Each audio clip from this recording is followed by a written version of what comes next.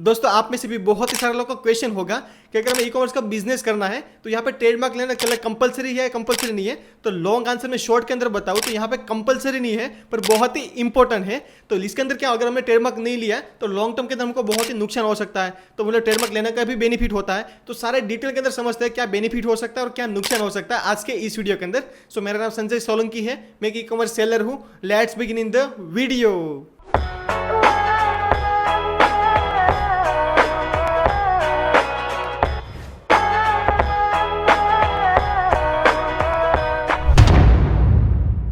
तो दोस्तों यहाँ पे सबसे पहले अपने देखते हैं कि विदाउट ट्रेडमार्क हम कैसे कर सकते हैं। तो यहाँ पे अमेजोन के अंदर एक ऑप्शन आता है GTI and exhibition.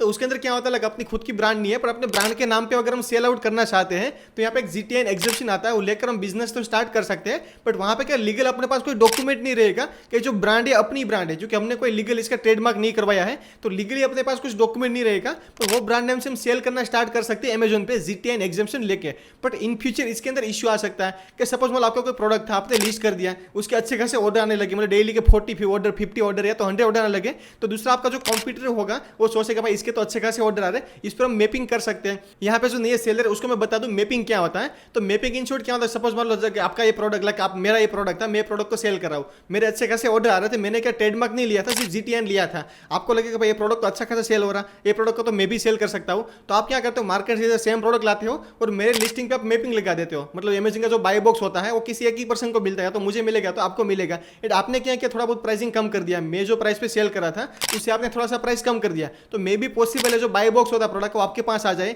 In short मतलब कहने का मतलब बाय बॉक्स मतलब ऑर्डर आपके पास आ जाएगा। अब लिस्टिंग मेरा था, मेहनत मैंने किया था, फोटोग्राफी मैंने किया था, लाइक एड्स में रन करवा रहा हूँ, पर ऑर्डर किसके पास जा रहा है, आपके पास जा रहा है। अगर यही जगह पे मेरे पास ट्रेडमार्क होता है तो आपको मैं यहाँ से रिमूव कर सकता हूँ। मेरे लिस्टिंग पे लाइक आपने जो मैपिंग लगाया था तो मैं आपको रिमूव कर सकता हूँ। कब, जब मेरे पास ट्रेडमार्क होना चाहिए तो मैं डायरेक्टली भी कर सकता हूँ, या तो फिर अमेजन की जो सपोर्ट टीम होता है उसको मैं कॉन्टेक्ट करूंगा, उसको केस राइज करूंगा कि ऐसा ऐसा मेरा लिस्टिंग के साथ हो रहा है, तो वहां से आपके लिस्टिंग को वहां से वो रिमूव कर देंगे। अदरवाइज उसके बाद भी आप अगर रिमूव नहीं करते हो तो इसके अगेंस्ट में मैं लीगल एक्शन ले सकता हूँ। क्यों, क्योंकि मेरे पास ट्रेडमार्क था, मेरे पास मतलब उसका पूरा लीगल डॉक्यूमेंट है कि ब्रांड मेरी है, तो मेरे पास ट्रेडमार्क था तो मैं लीगल एक्शन भी ले सकता हूँ। दूसरा भी यहाँ पे ट्रेडमार्क नहीं लेने का कुछ डिसएडवांटेज डिस्कस कर लेते हैं। तो वहां पे क्या होता है, काफी बार अमेजन की तरफ को लिमिटेड एक्सेस मिलता है, जैसे कि ब्रांड्स को क्रिएट करना हो गया। तो उसको क्या होगा, अगर आपके पास ट्रेडमार्क रहेगा तब भी आप ब्रांड्स को क्रिएट कर सकते हो, उसके बिना ब्रांड्स को क्रिएट नहीं कर सकते हो। ऐसी कुछ और भी चीजें होती है, तो आपको मतलब क्या पूरा राइट नहीं मिलता पर्टिकुलर ब्रांड का, क्योंकि हमने कुछ, हमारे पास कुछ लीगल डॉक्यूमेंट ही नहीं है। तो यहाँ से हमको हो तो समझ आ गया कि भाई ट्रेडमार्क हमारे लिए बहुत ही इंपॉर्टेंट होता है। तो भी देखते आगे कि ट्रेडमार्क का प्रोसेस क्या रहता है। तो सबसे पहले क्या होता है, अपने पास एक ब्रांड का नाम होता है, उसके ऊपर हमें ट्रेडमार्क अप्लाई करना होता है, मतलब बेसिकली उसका लोगो प्रोवाइड करना होता है और ब्रांड का नाम प्रोवाइड करना होता है। तो उसको इंडिविजुअल अपने नाम पे या तो अपनी जो स्मॉल कंपनी होती है, जैसे स्मॉल स्टार्टअप भी हम गिन सकते हैं, स्मॉल बिजनेस गिन सकते हैं, उसके नाम पे हम ट्रेडमार्क अप्लाई कर सकते हैं। इसका ऑनलाइन और ऑफलाइन दोनों प्रोसेस रहता है एंड उसके हिसाब से उसका चार्जेस रहता है। यहाँ पर चार्जेस के बारे में डिस्कस करूँ तो अप्रोक्सीमेटली 7,000 के अंदर हो जाएगा।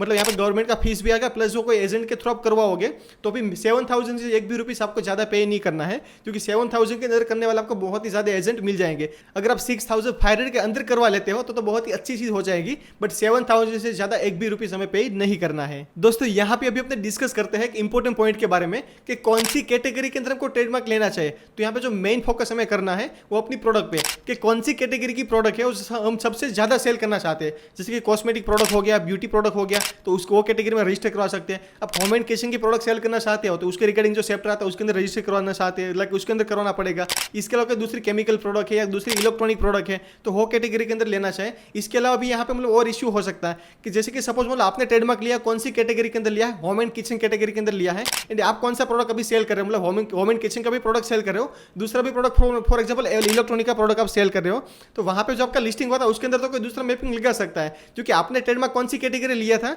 होम एंड किचन की कैटेगरी के लिए आपने ट्रेडमार्क लिया था। तो इन फ्यूचर आपको क्या करना चाहिए पहले से कि आपने इलेक्ट्रॉनिक प्रोडक्ट आप सेल तो कर सकते हो, जैसे सेलिंग स्टार्ट कर दिया, अच्छे खासे ऑर्डर आने लगे तो तुरंत ही क्या करो, इलेक्ट्रॉनिक कैटेगरी के अंदर भी आप ट्रेडमार्क अप्लाई कर दो। अदरवाइज सेम इशू वापस आएगा कि आपके पास इलेक्ट्रॉनिक कैटेगरी का ट्रेडमार्क नहीं है, दूसरा बंदा आएगा आपके लिस्टिंग पे मैपिंग लगा देगा एंड आपके सारे ऑर्डर हो ले जाएगा। तो आपका जो भी लिस्टिंग अच्छा खासा चलता है, जो भी कैटेगरी के अंदर अच्छा खासा चलता है, वो सारी कैटेगरी का ट्रेडमार्क आपको धीरे धीरे लेना पड़ेगा। अदरवाइज इन फ्यूचर क्या होगा, मैपिंग मारने वाले लोग तो आ ही जाएंगे, क्योंकि उसको दूसरा कोई काम ही नहीं होता। जिसका अच्छा प्रोडक्ट चल रहा है उसमें मैपिंग लगा दो, थोड़ा बहुत ऑर्डर आ गया तो वहां से प्रॉफिट जनरेट कर लो, फिर निकल जाओ। दूसरे की प्रोडक्ट पकड़ो, वहां पे मैपिंग लगा था, तो उसका वो मतलब क्या लॉन्ग टर्म कोई विजन नहीं होता है।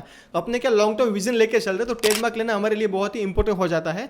तो जो भी कैटेगरी के अंदर हमको लग अच्छे खासे ऑर्डर आए, स्टार्टिंग के एक ही से स्टार्ट करना है कि स्टार्टिंग में आपने एक ट्रेडमार्क ले लिया, फिर जो भी कैटेगरी के अंदर अच्छे खासे ऑर्डर आ रहे हैं उसको ट्रेडमार्क हमें लेते रहना पड़ेगा, अदरवाइज इन फ्यूचर मतलब हमको थोड़ा सा दिक्कत हो सकता है। दोस्तों यहाँ पे अभी डिस्कस करते हैं कि ट्रेडमार्क हमने अप्लाई किया, उसके बाद कितने टाइम के अंदर हमको ट्रेडमार्क मिलेगा। तो यहाँ पे मैं बता दूं, जनरली हम ट्रेडमार्क अप्लाई करते हैं तो 1 वीक के अंदर हमारे पास ट्रेडमार्क नंबर आ जाएगा। तो उसके बाद हम क्या कर सकते हैं, टीएम लिख सकते हैं। काफी सारे लोगों पे आपने लिखा होगा साइड में टीएम लिखा होता है, राइट। उसका मतलब क्या हुआ, उसने ट्रेडमार्क अप्लाई करके रखा है।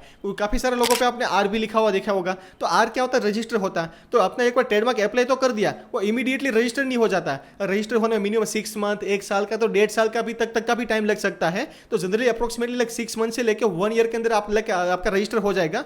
इन बिटवीन किसी को कंप्लेन होती है आपके लोगों की रिगार्डिंग, इसने मेरा कॉपी कर लिया, सेम ब्रांड नेम को यूज कर लिया, तो कंप्लेन कर सकता है। तो यहाँ पे आपको क्या लाइक ऑब्जेक्शन आ जाएगा, तो आपको वापस से उसको सबमिट करना पड़ेगा दोबारा इसी तरह। पर अदरवाइज मतलब जनरली कोई ऑब्जेक्शन नहीं आता, तो 6 मंथ टू 1 ईयर के अंदर आपका लोगो रजिस्टर हो जाएगा, आपकी प्रॉपर्ली लाइक ट्रेडमार्क रजिस्ट्रेशन हो जाएगा। तो यहाँ पे भी दोस्तों मैं फाइनल कंक्लूजन बताऊं, अगर आप ई कॉमर्स का बिजनेस स्टार्ट करना चाहते हो तो एटलीस्ट आपका जो मेन कैटेगरी होता है उसका आप ट्रेडमार्क ले लीजिए। इन फ्यूचर अगर आपको जरूरत पड़ती है तो दूसरी कैटेगरी का ले सकते हो, पर मिनिमम 1 लाख ट्रेडमार्क लेके बिजनेस स्टार्ट करो, वो इन फ्यूचर आपके लिए बहुत ही अच्छा रहेगा।